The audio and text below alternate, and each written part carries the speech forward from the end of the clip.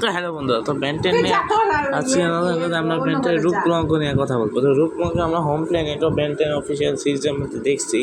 তাছাড়া আমরা তার হোম প্ল্যানেটের মধ্যে তার স্পিসিসে অনেক রেমোনা গ্যান্ডারকে দেখছি। আমরা রূপকল্প লাভ ইন্টারেস্টকে মধ্যে দেখছি।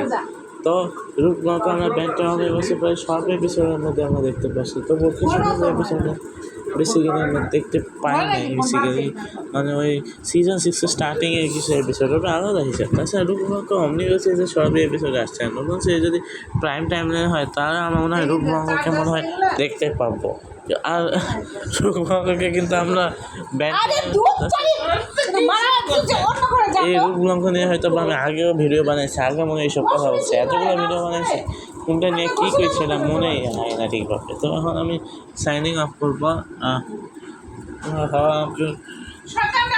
সাপোর্ট কইরো আমি জানো বেন্টেন নিয়ে নতুন ভিডিও বানাইতে পারি। আর সাইনিং অফ।